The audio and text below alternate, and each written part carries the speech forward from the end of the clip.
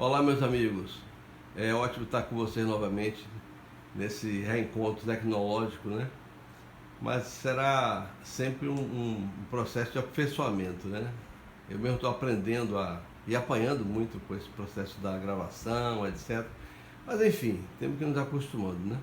Como a gente sabe que o mundo espiritual é mais avançado, a gente tem que se preparar aqui. O tema da noite de hoje é sobre considerações, eu coloquei assim, né? Sobre a doutrinação dos espíritos. É um assunto, eu diria assim, riquíssimo, porque é lidar com a humanidade, né, desencarnada.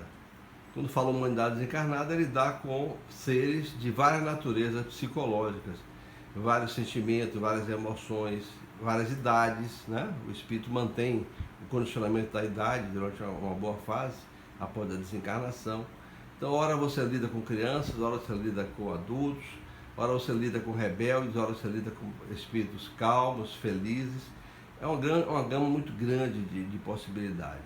Um ótimo livro para a gente aprender a lidar com os espíritos começa com o Livro dos Médiuns, no capítulo chamado Identidade dos Espíritos, onde Kardec alerta, né, para todos nós a importância de, principalmente, conhecermos bem as pessoas, aprendermos a conhecer pessoas, aprendermos a perceber as nuances, os valores das pessoas. E também num livro Céu e Inferno, onde há várias doutrinações, várias conversas de Kardec com espíritos diversos, né? Felizes, outros tristes, espíritos muitas vezes rebeldes, enfim. É uma gama muito grande e o aprendizado é riquíssimo, pois vai demonstrar que os valores, né, escolhidos na vida física enquanto encarnados, eles influenciarão muito nas consequências da vida no mundo espiritual. Não todo o tempo, mas principalmente após a desencarnação. Então, essa ideia dessa imagem é porque o tema é vasto, é infinito, né? Ao mesmo tempo que é profundo. Isso é importante. E a riqueza dessas águas, com certeza, de vida, é a riqueza que nós vamos aprendendo na doutrinação, na conversa com os espíritos, ao longo da experiência na doutrina espírita.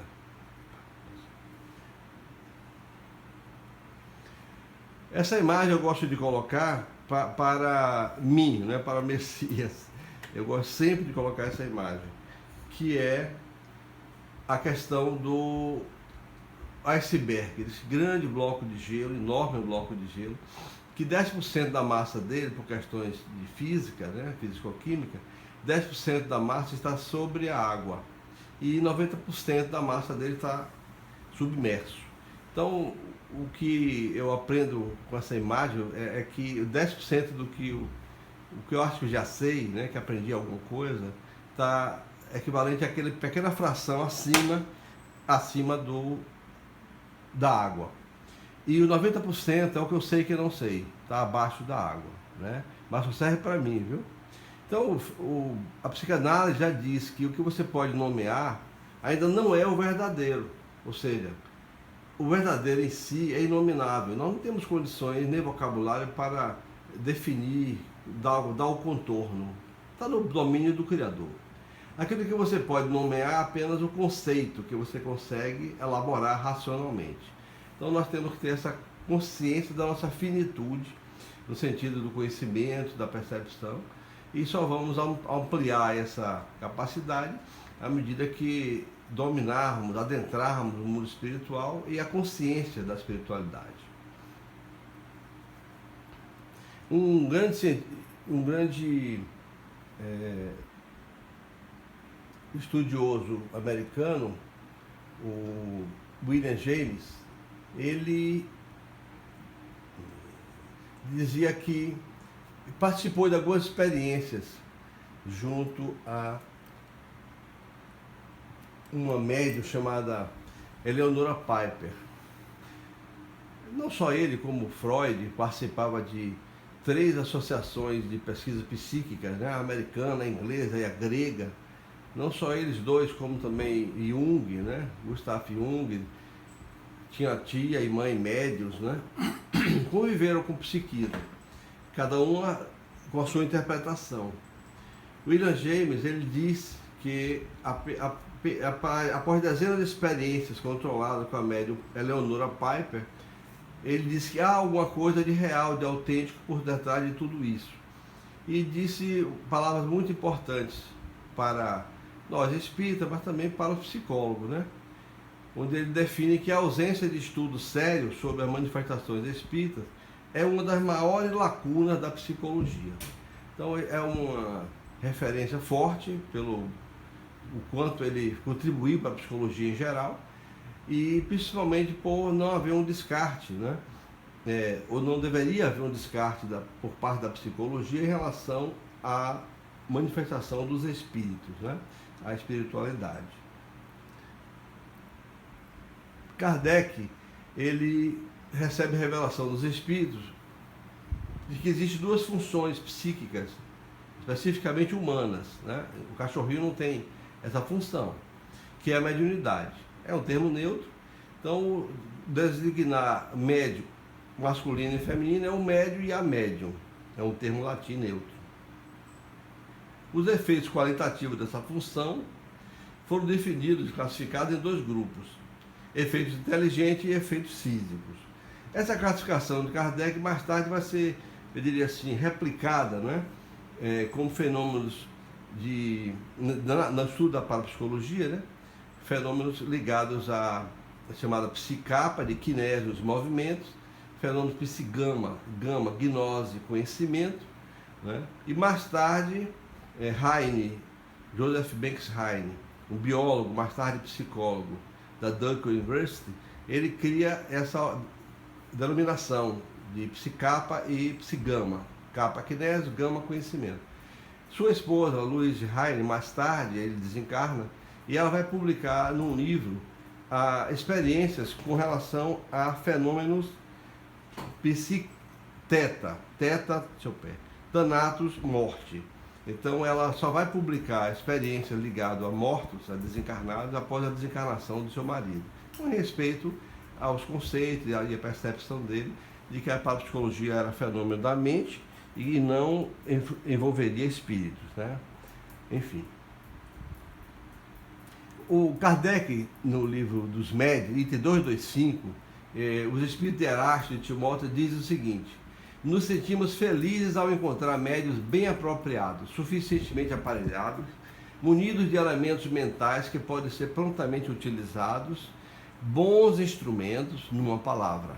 Porque então o nosso perispírito, olha os espíritos falando, o nosso perispírito, agindo sobre o perispírito daquele que mediunizamos, só tem de lhe impulsionar a mão que serve de porta-canetas ou porta-lápis.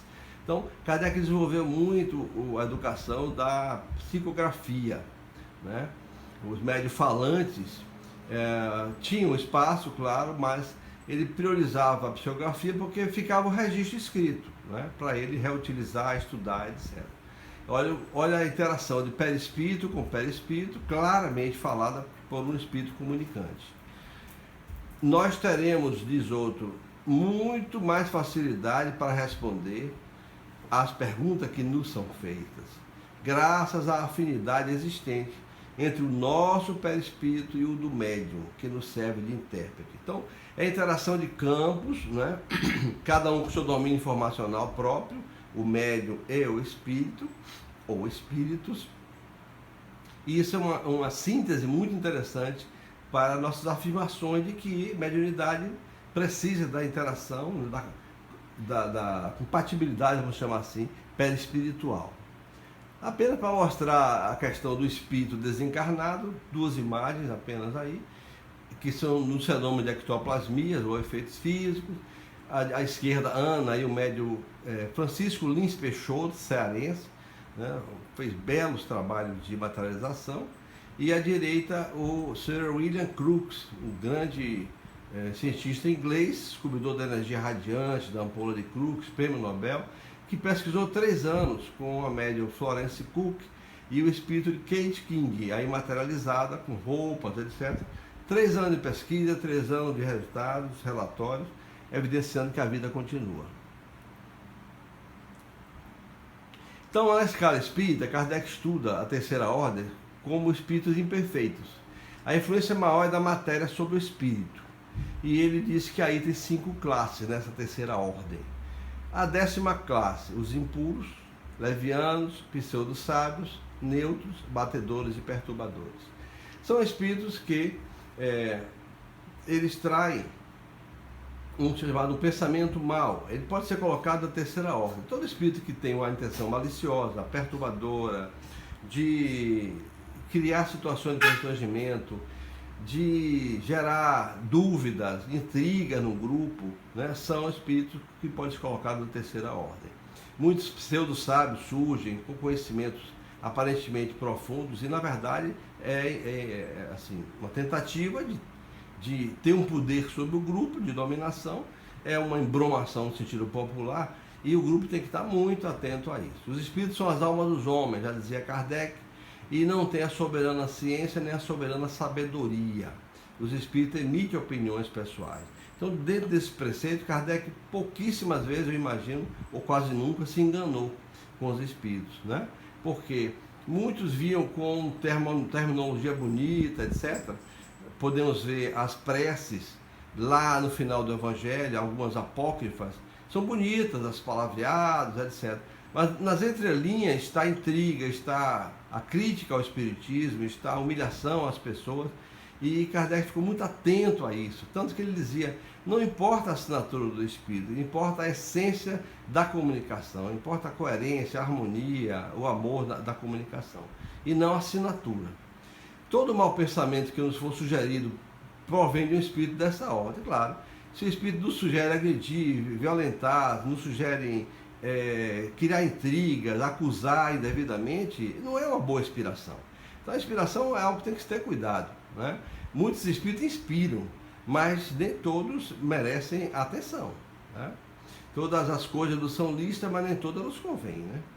Então essa é um grupo de espíritos que é muito comum nas reuniões de desobsessão, né? Eles vêm tentando muitas vezes influenciar, e nós temos que ter a consciência de saber lidar com eles. Os benévolos estão em 4 classes, né, na segunda ordem. São os espíritos bons, benévolos, sábios, sabedoria superior. Existem, claro, nossas reuniões mediúnicas comportam a presença deles, eles são guias, são orientadores, né? É preciso, entretanto, na minha prática de sala mediúnica, que nós criamos campo para eles se comunicarem, né? Nós nos acostumamos muito com espíritos assim, chamados sofredores, assim ditos, né? E há um condicionamento de esperar que venham espíritos lá da terceira ordem para as comunicações. Não é bem assim, nós temos que ter consciência de que o esforço, a dedicação, o estudo do grupo, o sacrifício de ali estar, justifica a presença de espíritos bons, né? Que vêm trazer informações boas, mensagens ricas. Nós temos que ter essa consciência. Então é preciso criar esse espaço. Nas experiências de sala mediúnica, no Leopoldo Machado, grupo da Fraternidade Leopoldo Machado, ali no Dique Tororó, nós, após atendimento desobsessivo, nós deixávamos 10 a 15 minutos para o que nós chamávamos de cafuné espiritual. Ou seja, era um momento em que cada médium atraía o seu próprio mentor, nem todos faziam isso, claro, não era um padrão, mas muitos atraíam o seu mentor e eles se comunicavam de palavras curtas, de incentivo, de gratidão, enfim. Muitas vezes vinham espíritos que foram atendidos, assim chamados obsessores, eram atendidos e vinham agradecer o carinho, a atenção que nós demos, o respeito no trato. Isso era muito gratificante e estimulante, né? É preciso entender que eles coexistem conosco na sala mediúnica e tem que ter esse momento deles. Quando encarnados, são pessoas boas e benevolentes para com os semelhantes. Não se deixam levar pelo orgulho, nem pelo egoísmo, nem pela ambição. Não provam ódio, nem rancor, nem inveja ou ciúme. Fazem o bem pelo bem. Então, há muita gente com esse comportamento e desencarnado vai compor essa segunda ordem. A primeira ordem é dos espíritos puros, é o grau supremo da perfeição. Meio fora da nossa realidade cotidiana, né? Porque não há nenhuma influência da matéria sobre eles, há uma superioridade intelectual e moral absoluta, né? Sobre as outras ordens principalmente. Então, se há uma dificuldade na doutrinação, no encaminhamento da reunião de obsessão, muitas vezes vem espíritos de uma classe mais sofisticada como essa, a primeira ordem, vamos chamar assim, influenciar com sua autoridade moral para resolver determinadas questões que surgem em ambiente de reunião de obsessão, né? Muitas vezes é um médium novo, colocado indevidamente, precipitadamente, para produzir na reunião de desobsessão, quando ele não tem ainda a maturidade psicológica, a estruturação mediúnica adequada para suportar as pressões de espíritos da terceira ordem, né? Eles muitas vezes são incisivos, eles são intrigantes, eles não querem sair do campo do médium. Já vivemos essas experiências todas. E vêm espíritos de maior hierarquia para sobre ele, né, influenciando psiquicamente, e tirá-lo do campo de um médium, às vezes um médium novo. Então, esse é um aprendizado que as casas espíritas têm que evitar. O médium novo, iniciante, ele não pode estar indo para a linha de produção, estou chamando assim, que é o grupo mais maduro e experimentado. É preciso ter paciência para se chegar lá. Não tem, esses espíritos da primeira ordem não têm mais provas nem expiações a sofrer, não estando mais sujeitos à reencarnação em corpos perecíveis. Vivem a vida eterna. Assistir os homens nas suas angústias, incitá-los ao bem, é para ele uma ocupação agradável. Então se dedicam ao bem de uma forma incondicional, né? Assistem, intuem, esperam, sabem esperar, não são cobradores, não são cobradores contumazes. E todo espírito que cobra a perfeição de nós de uma forma utilitarista, desconfie, né? Não há como conceber evolução, sofisticação espiritual, né, em um dia, um minuto, ou uma hora ou um ano. O processo é muito longo. Então, há uma passagem no livro Leis Morais da Vida, onde Joana de Ângeles, mentora de nosso Divaldo Franco, ela diz: diante deles, os desencarnados que sofrem, imaginando, né, um conceito de lidar com espíritos que estão sofrendo, embora alguns não se deem conta, coloca-te na posição de quem usa a terapêutica espiritual do amor em si mesmo. Por isso, unge-te de compreensão e fala-lhes com a ternura de irmão e o respeito de amigo. É fundamental esse respeito de amigo. É fundamental entender que o desencarnado está ali numa condição que não é uma condição leve, amena, não é uma condição de alegria plena. Memórias que envolvem culpa, remorso, né? Imagens que torturam, enfim. A mente é um patrimônio do espírito que não se deteriora ao longo do tempo, no sentido de guardar dados. Ela acumula dados. E aí, o indivíduo cometeu falhas, às vezes há 100 anos, 500 anos atrás, ele guarda essas memórias, e é preciso um trabalho grande, né? Até de auto-perdão, para que o indivíduo vá saindo dessas amarras que o passado lhe impõe. Um passado que ele mesmo construiu, né? Então é importante tratá-lo com amigos, com respeito, incentivá-los ao bem, à alegria, a sair do estado de apatia, muitas vezes, em que se encontram. Então há os espíritos que fazem sofrer. Eles desejam tomar tempo. Em reuniões mediúnicas é muito comum espíritos que influenciam, às vezes, o doutrinador ou o dirigente, querendo conversar com o dirigente, tirando a atenção do dirigente em relação à reunião.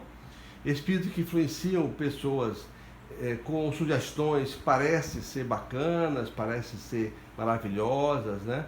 E a pessoa invigilante, às vezes por vaidade, dá muita atenção a esses espíritos, e isso termina gerando uma sintonia, né? Uma simbiose perigosa entre os espíritos e determinados médiuns, né? Os irônicos, os desafiantes, os descrentes. Os desafiantes, eles trazem muito a ideia, né, de que a ameaça de que nós não somos perfeitos, não temos moral para estar conversando com eles. Isso mexe muitas vezes no inconsciente do doutrinador, com suas falhas pessoais, nenhum de nós é perfeito, e o indivíduo fica titubeante. Então é preciso ter uma coerência de que você não é perfeito, nem o espírito é perfeito. Então vamos crescer juntos. Os descrentes, espíritos que trazem uma descrença, trazem um distanciamento de Deus, do Evangelho, de Jesus, e muitas vezes é uma doutrinação amena, carinhosa, fazem eles despertar para valores que estão lá no inconsciente dele, mas que às vezes eles rejeitaram por questão do passado. Não é? O indivíduo que sofreu a fogueira da Inquisição, ele não, com a cruz na frente dele, que significaria Jesus, ele não volta na outra vida adorando a cruz. Se ele desencarnou sendo consumido pelas chamas, dores lancinantes, vendo a cruz, como é que ele vai acreditar que cruz é paz, é amor? Não é? Então ele volta com uma certa descrença em relação ao Evangelho, em relação à ideia que a cruz, né, traria, Jesus, etc. Então, numa doutrinação, numa conversa, você vai deixando que ele coloque para fora as suas angústias, as suas mágoas, e essas amarras do passado começam a ser lentamente, esses grilhões, né, vão sendo partidos pelo amor, pelo convencimento ameno, sem pressão. Auxiliares dos obsessores, muito comum, vêm trazer recados, ameaçam e escondem, entre aspas, os obsessores de maior conhecimento ou de maior ardio. Né? Os auxiliares vêm na frente. E quando você conversa com eles, doutrinando eles, com uma mensagem para os seus dominadores, que são obsessores, eles servem de canais. Então, o que você conversa com ele, psicamente, vai chegar no obsessor de maior domínio, né? Que trazem eles como auxiliares. Os mistificadores, né? Espíritos que inventam situações, dizem conceitos que são inverdades, né? Seriam os fakes, né? Mas, enfim, muitas vezes enganam grupos, né? E muitas vezes o grupo se deixa enganar por uma questão de uma crença ingênua nos espíritos, né? Uma vez Divaldo conta que foi a uma reunião, a convite do grupo, que lá se comunicaria Jesus. E Divaldo, meio desconfiado, aceitou o convite de ir ao grupo, queria ajudar. Lá chegando, senta lá e esperam os espíritos se comunicarem, e em um certo momento, um certo médium, que através dele viria sempre o Jesus, o orientador da reunião disse: Divaldo, ali, Jesus está ali naquele médium. Aí Divaldo chega, diz: meu irmão, boa noite. O espírito disse: boa noite. Ele disse: você é Jesus da Galiléia, da Judéia, que andou por Cafarnaum, Nazaré, curou o cego, hemorroíça, a mulher da mão higrópica. Aí o espírito disse: eu sei lá de hemorroíça, eu sei lá o que é higrópica. Eu sou Jesus da Moeda, um padeiro aqui da esquina, eu morava nessa rua. Isso era na Cidade Baixa. Deixou todo mundo estupefato, porque não era Jesus, né, que esperavam. Divaldo sabia. Provocou a naturalidade da expressão do espírito. O espírito disse o sobrenome, Amoedo, né? E o grupo não esperou o sobrenome, ficou só no nome, Jesus. Então é preciso ter muita cautela para nós não entrarmos numa mistificação e deusando um espírito que é de natureza simples, não é desmerecer o espírito. Inimigo do espiritismo tem muitos, né? Trazem mágoas, discursos contra. Galhofeiros, brincalhões, tentam desmoralizar ou tentam perturbar a reunião. Ligados à magia, são mais sofisticados. Está bem descrito no livro Diálogo com as Sombras, né? De Hermínio Miranda, ele trabalha muito esse tema. São espíritos mais sofisticados, com conhecimento de energias. É preciso ter cautela no lidar com eles. Esses espíritos geralmente sofrem pela ignorância ou rebeldia em relação ao amor e às leis humanas de Deus, razão porque tentam atrasar o progresso. Eles não querem avançar, né? Acham que estão mais fortes nesse estado que se encontram, mas não estão. Qualquer um daqueles espíritos, você fazem eles voltar no tempo, num processo de regressão, e você consegue fazê-los perceber o passado e as falhas do passado, os equívocos.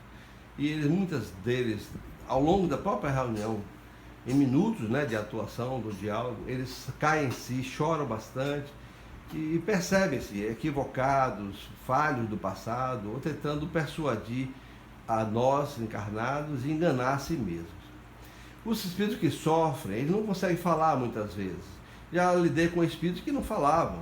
E na verdade, ele, quando conseguia escrever, ele não falou, ele escreveu, ele disse que no passado ele era contra o espiritismo. Ele era alguém da área de jornalismo que escrevia contra o espiritismo.